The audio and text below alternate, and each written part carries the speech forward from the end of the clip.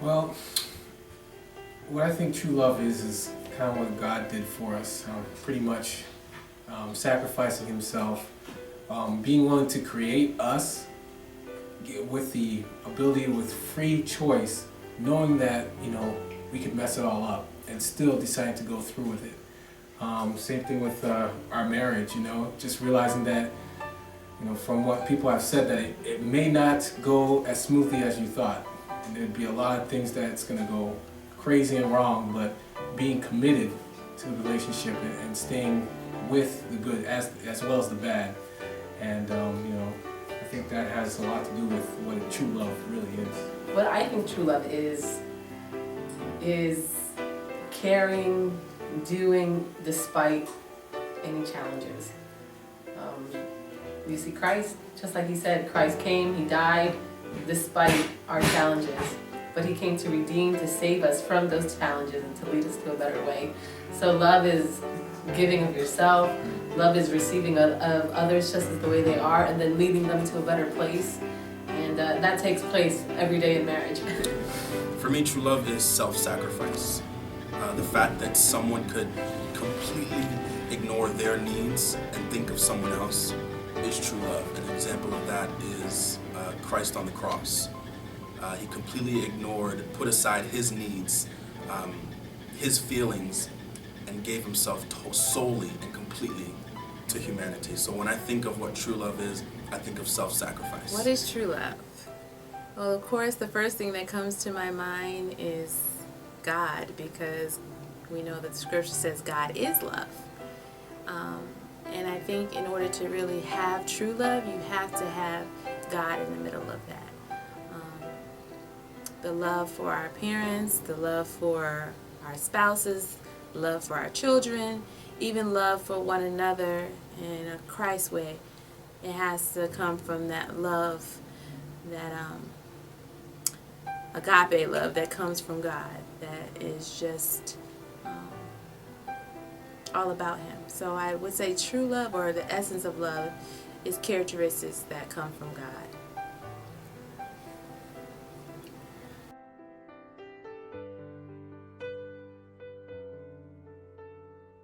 How can one find true love? Well, it's not going to fall in your lap. It takes a lot of effort to find it. It takes a lot of waiting to find it. For us, I can't say that we found true love until we really gave ourselves to Jesus. It wasn't until we decided that this is what we're going to do, this is what I'm willing to stake everything for, that I found true love in my husband.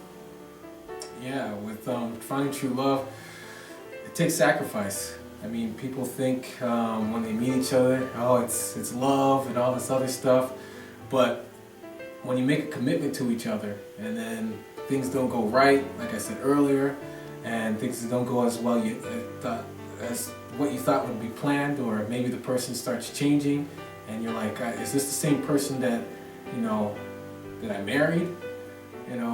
It's almost as if true love is like a journey, and it gets progressively better the more you stay committed, the more you self-sacrifice, and the more you decide to move forward with the whole process and give yourself to that person. Yeah, love is not a feeling. No. Feelings are like the trash you take out every Friday. They just come and go, and you don't want to trust that, because it's exciting to begin with. It was exciting with us to begin with, but then when it rained, it poured. When it snowed, it blizzard. But it was like you said, the continuum. It was the everyday. It was the journey. That it's in the journey. True love is not a destination. Well, it's not a destination. It's a journey. And I guess even in heaven, we're gonna still be on that journey and really realizing love. The true love, and that's God. So we're gonna have years and years to learn who that is and what that is. I think that the way to do that would be best depicted through a quick picture. Here we have Jesus. And Jesus is love.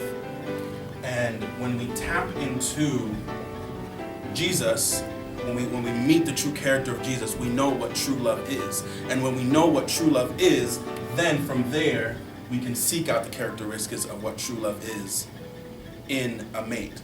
And we can look at 1 Corinthians when we think of what love is. Love is patient, love is kind, love is not self-seeking. So when we tap into what true love is through Jesus Christ, from there we can know what true love is in a mate or a partner and seek out the same characteristics. How can one find true love? Well, of course, if you're looking or thinking about dating or finding your lifetime partner, definitely I would say pray. Actually, Ellen White says that if you're thinking about finding someone to be your mate, that you should pray even more, like 3 times, or double or triple what you already were going to do. I definitely think you need to seek the Lord. That's what I did for my life and my husband, is I sought the Lord, and He guided me to the person that I'm with, my husband. So I definitely think finding true love, seek the Lord and He will guide you, and look for those characteristics that you will want in a godly person, in your godly mate.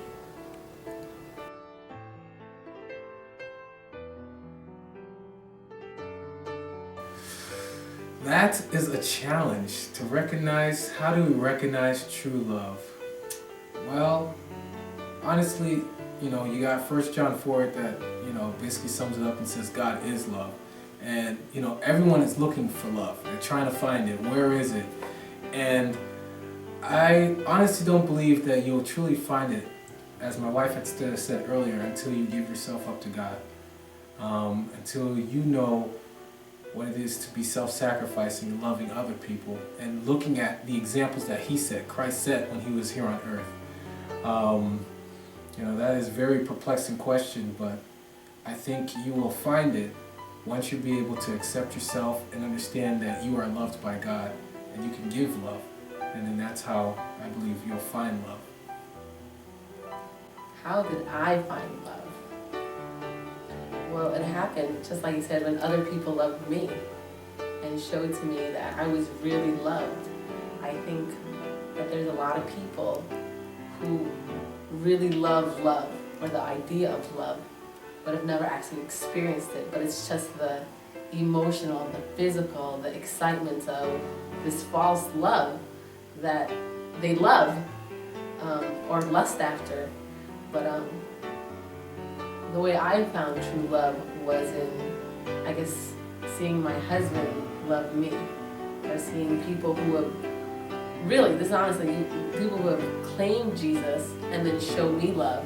And it was through the things that they've done, the way they've sacrificed on my behalf, that I've come to really understand what love is. And in turn, I internalize that love, and now I give it to others. So people give me love, I receive love, and because I'm so filled with this true love called Jesus Christ, I give it to others. So I find love in others, and I find love in Jesus, and then I give it away to others, and that it's kind of like it gives me love right back. And another thing, just one last thing, how do you find true love? It's interesting that people don't realize what they've lost until it's gone. And an example of that is, I was in an accident a while ago, and I didn't realize how much I had loved my family, how much I loved my wife, until it could have been taken away from me. And sometimes people think they're in love, and they walk around as if they're in love, but they don't understand it until it's almost gone. So, you kind of, how do you find love? It's very difficult. Sometimes it's, you almost have to lose it in order to realize, like a child, who leaves their mom and dad. They just, they had enough. They're rebellious. They're like, you don't really love me, and they go off and do their own thing, like the prodigal son does his own thing, and didn't realize what he had lost until he didn't have it.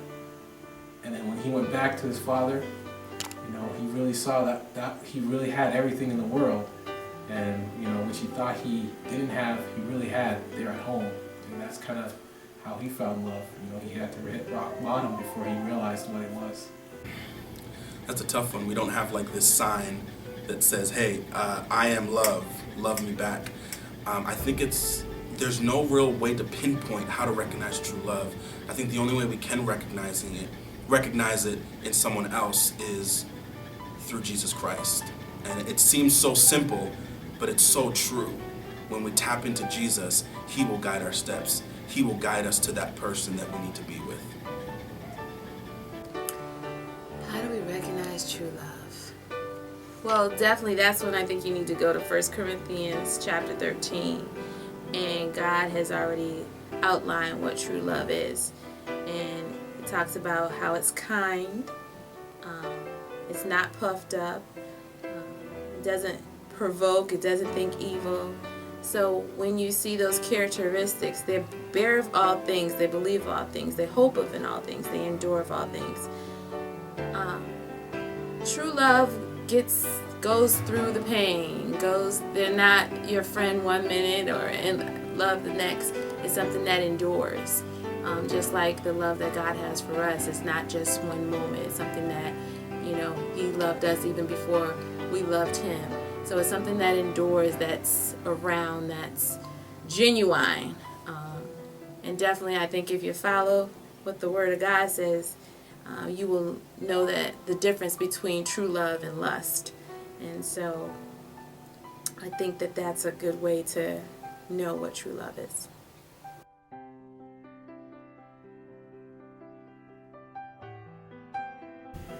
Perseverance. Yeah. You have to persevere. I mean, and what are you going to say? You hear this over and over, and if you're young and you're like, well, I've never experienced that in my relationships, don't worry, it's coming. Trials and tribulations that you never expected. But you need to persevere. Although although the world's telling you divorce, break up, just do something contrary than what the Word of God has already said to do, you got to fight against it. You got to keep moving forward. Or else you're going to lose yourself. You're going to lose the things that are important to you, and then realize later when it's too late that they were important to you. You're gonna realize you really messed up because you went along with the way the world says love is. And I haven't found true love yet, so I can't really personally say what I've experienced as to what true love is and what characteristics they are. But I do know what the Word tells me, and love must be sincere. It hates what is evil, clings to what is good, devoted to one another in brotherly love. Thinking of yourself less. Love is patient. Love is kind. Love is not self-seeking. The Bible is completely saturated with the characteristics of what love is. The question is, will we be open to it? I'll give a testimony. When I first became a Christian, I was in a relationship. And as I came to Christ and I knew who Christ was and I started to know these characteristics, I had to actually sit down with the person I was with, and I opened 1 Corinthians chapter 13, and I went through it, and at the end of the conversation, we both realized that we were not in love, and that this was a relationship that needed to cease, and especially I was the Christian and he was not, and I wanted to have any relationship that was built on Christ. So it definitely works in real life, and it will guide you on the relationships that you should pursue or be in.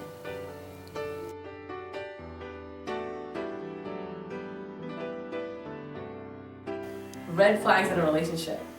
If they have nothing to offer you spiritually when you're dating, don't expect the priest of the house to wake up one morning when you're married. If he's not spiritual, if his primary role in life is not to seek the Lord with all of his heart when he's single, it might not be so when you're married. Another red flag would be, make sure that he knows what he wants to do with his life. What's his vision for life? Where does God fit into that vision? What is his understanding of his role as a man in a marriage? The men, they're the binders of the home, and if they're not going to lead you to Christ as a husband, where are you going to be at? And I find a lot of people, especially a lot of women that I know, one of their biggest upsets in their marriages is that their husbands aren't the priest of the home. You know, they're not being the men that God ordained for them to be. You know, and that causes a lot of dysfunction. So spirituality, vision, and integrity. Integrity is a big one too. You know, what does he do behind closed doors? What is he like when no one's looking? You know, and as someone who's dating, you know, you'll probably get to see behind those closed doors. And do you like it? Do you want that? Do you want that to be associated with who you are and with what you represent as a follower of Christ? You know, those are some big questions. And of course the obvious ones, the ones that everyone, including the world, talks about, you know, does he have anger issues? Does he have is he a temper tantrum? Does he throw temper tantrums? Is he abusive? You know, you never want to get with anyone like that who even shows not even a hint of it. You need to get away until they get some help and they, you know, completely surrender their lives to Christ, because no one wants any part of that. But, you know, unless the Lord builds the house, and if the Lord is not building the house, don't buy it. Ladies, let's see, what red flags to look out for in a male? First thing, how they treat their mothers. You know, that's important, because if they treat their mothers good, then they'll most likely treat you. Now that's in the majority. You know, sometimes it may not be. They may treat their moms better than they treat other women, but usually the case is if they treat their moms well, they'll treat you well. Another thing is their work ethic. You know, do they like to work? Do they like to work to provide? And you got to make sure that on the other side they're not working too much, in the sense of they're not workaholics, in which all they do is work and they don't, you know, spend time with anybody else. And what's something that I really liked my wife, what she said was, you know, he really has to know where he's going. You know, what is he doing? You know, what's his goals from, I mean, you know, not 5-year plan, but, you know, what does he want to be? You know, because if he doesn't know what he wants to do and he's kind of floating around doing this, doing that, then he's probably not ready to settle down with anybody, you know, until he's able to establish himself and understand who he is. Another thing to watch out for in a male is, his integrity. You know, does he do things for the Lord? You know, is he a Christian? Does he serve the Lord? You know, and is he not trying to just impress? And that's the biggest thing that I'm trying to stress, is that, you know, because sometimes when we want a relationship, we'll do what it takes to get into it. But then once we have it, we'll fall into who we really are. And so, you know, if you want to observe the guy before you pursue him, that is an awesome plan. You know, just, you know, find out who he really is. And I guess my last thing, and I had it in the tip of my tongue and now I completely forgot it. But I think the last thing that I would have to say is, you know, if you're a kind of woman that wants children, because I know there's not everybody wants kids, you know, and that's something to be discussed with whoever your future partner is. But if you're someone that wants children, you know, does he want kids?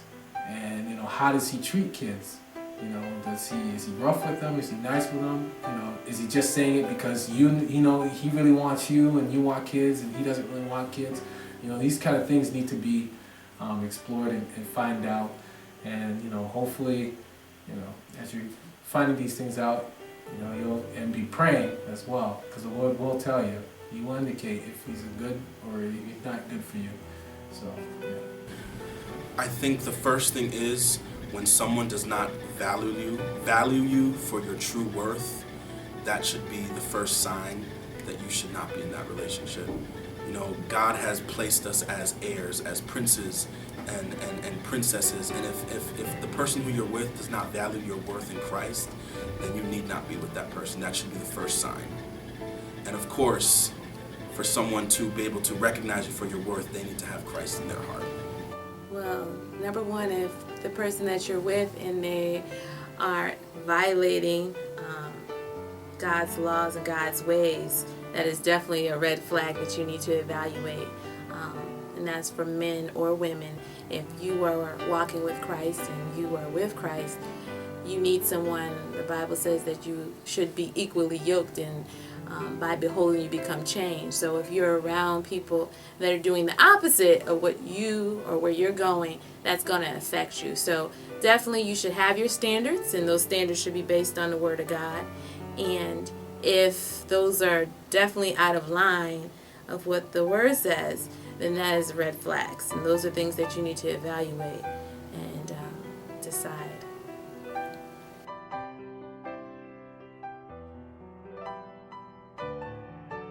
If she doesn't respect you, I mean, that's a big one. If she doesn't respect you, that's a red flag. If she's not willing to allow you to lead, that's another big flag. In a sense of, not that she's not capable of making decisions, but she would like your input, and that she would go where you lead the family. Now, what Gua said earlier is that you need to have a spiritual foundation in order to lead your family. So if you're just kind of wishy-washy, it's going to make it very difficult for the lady to follow you and to go with your decisions. Another thing is that how is she with, I mean, it really comes to knowing yourself. If you want to be a family man, then you must know that this woman wants to be a family man too. I mean, family woman, sorry. Family woman as well, like a mother to your future child, to future children. So, you know, what Gua said was very pertinent. You know, what do you want? And if you don't see it in the young lady that you're interested in, those could be potentially red flags. Doesn't mean that she can't grow while you guys are in the marriage, but you know, if there's potential red flags in the sense that you know where you're going, you know what you would like, and the lady does not have these things, then you know you should definitely take it into prayer and to make sure that you know God's in the center of it. So. You need to find out how this woman is with her money. Okay, where are her priorities? If women are no good with their money, they're not going to be good with your money. You know, and if you're going to want her to be the queen of your house, you need to know that she is paying the bills and not buying a new dress every week. It seems so almost ignorant for me to say, but these are practical things that really destroy marriages. How bad is her, you know, how much debt is she into? That's a red flag. Is she flirtatious? Is she so outgoing that she just cannot stop herself from flirting with every other guy? That's a red flag. Because it's dishonorable to your husband, it's dishonorable to you as a couple, it's dishonorable to God. Another red flag, gentlemen, and looking for a woman, is making sure that she's grounded, that she has a good head on her shoulders, that she knows how to make decisions. And you need to know about yourself too, because you need to know where your weaknesses are. So if those are her weaknesses too, you know, you're just going to have a weak foundation there. You need, you know, if you're weak in one area, she needs to be strong in the other area, or vice versa. So you need to know yourself as well. You know, you need to try and different avenues of life in terms of experience, you know, experience with work, experience with hobbies, experience with different people. And just really know who you are and where you stand. So that way she'll be able to know where you stand. Because if you don't know, she's not going to know. And then she's probably going to want to take over. And we speak from experience. I'm very dominant sometimes. But when he knows what he wants, I can only follow respectfully. You know, because I trust him. Because I know this is where he's strong at. Another red flag for gentlemen would be to investigate a little bit into her background. You know, how much baggage is she carrying? Not that baggage is wrong, because I think everybody has baggage, but are these issues that you feel you're willing to overcome with her and to help her overcome?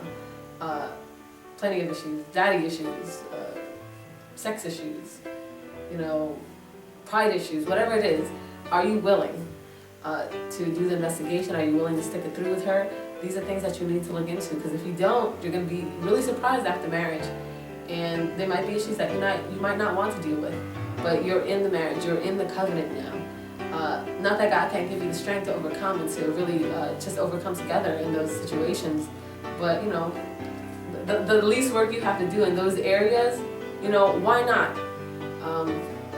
So that would be my little red flags for you.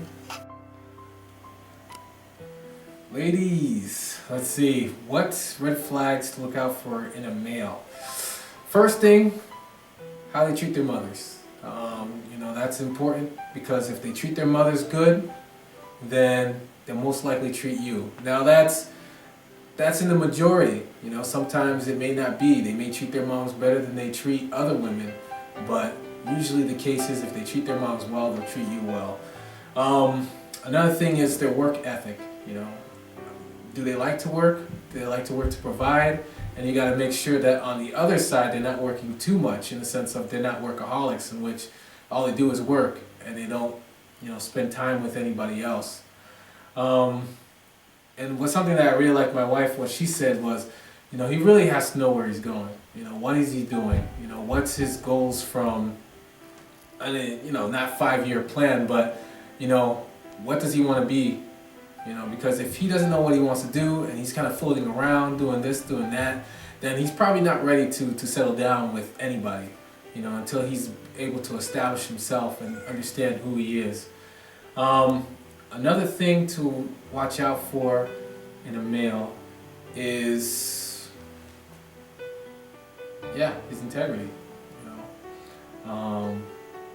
Does he do things for the Lord? Is he a Christian? Does he serve the Lord? And is he not trying to just impress? And that's the biggest thing that I'm trying to stress, is that, because sometimes when we want a relationship, we'll do what it takes to get into it. But then once we have it, we'll fall into who we really are. And so, if you want to observe the guy before you pursue him, that is an awesome plan. Just, find out who he really is. And I guess my last thing, and I had it in the tip of my tongue and now I completely forgot it. But I think the last thing that I would have to say is, if you're a kind of woman that wants children, because I know not everybody wants kids, and that's something to be discussed with whoever your future partner is. But if you're someone that wants children, does he want kids? And how does he treat kids? Is he rough with them? Is he nice with them? Is he just saying it because he really wants you and you want kids and he doesn't really want kids? These kind of things need to be explored and find out. And hopefully, as you're finding these things out, you'll be praying as well, because the Lord will tell you. He will indicate if he's a good or if he's not good for you. So, yeah. I'd have to say it's somewhat the same answer for the ladies. A lot of people think, oh, you need a wife that cooks, you need someone who does this, but if you find someone who is truly in love with Jesus Christ, they will love you the way you need to be loved. And if you don't find someone like that, then it's time to move on.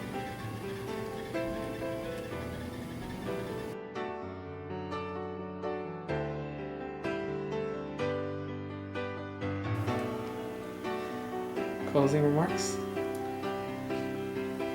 Marriage or relationships are not about my husband completing me.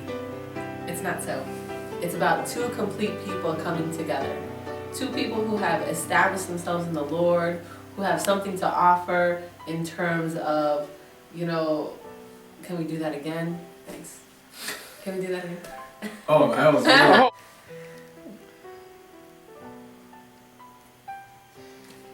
Dating, marriage is not about two people completing each other. My husband does not complete me. It's about two complete people who have been founded in the Lord, who love Jesus, who have a vision for their lives, bringing those things together and fulfilling the Great Commission through their relationship, through their marriage. Love like Jesus, act like Jesus, bring it like Jesus brought it. Fulfill the gospel commission the way Jesus did, and do it together. Again, unless the Lord built the house, the laborers work in vain. If the Lord is not building it, move over to the other lot. If the house is almost done, but you see that the foundation is weak, move over to another house. There's no commitment until you're married and there's a covenant. But then there's nothing that you cannot do through Christ. There's nothing you cannot do, where Christ is involved. Christ gave you the strength to do everything, to overcome any obstacle. It doesn't matter what you're going through.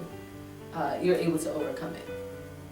And I kind of like what Song said about do not awaken love until it so desires. really don't rush into it. There's 6 billion people in this world. Just because this one guy is there or one girl is there doesn't mean that that's the one for you. Take your time, develop your relationship with Christ, travel as you're a single person, develop yourself personally. If you don't know how to cook, learn how to cook, do the things that you would like to do, and don't rush into it. If you find someone you'd like to talk with them.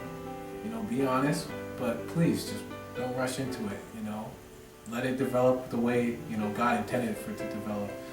So that'd be my closing remark. Oh, sorry, I have one last closing remark. Women, let the man come after you. Let him seek you out. Let him see that there is a flower that needs to be picked, but only at your permission and your time. You don't need to go look for anybody. And gentlemen, make your intentions known. Don't play any games. Let them know what you're about, what you intend to do, and then come together, come individually to the Lord in prayer and see if that's what they have for you, and see if that's what God has for you. I know this sounds kind of repetitive, but it's a point that needs to be made and needs to be understood.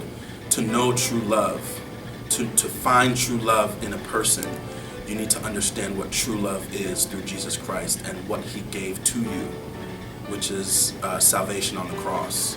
And that is what true love is. And to be able to understand love on earth, we need to understand the love of Jesus for us, and everything else will fall into place.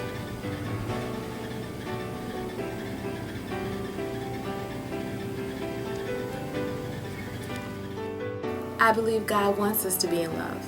God made us to be social people, to have community. He told Adam and Eve to go and multiply.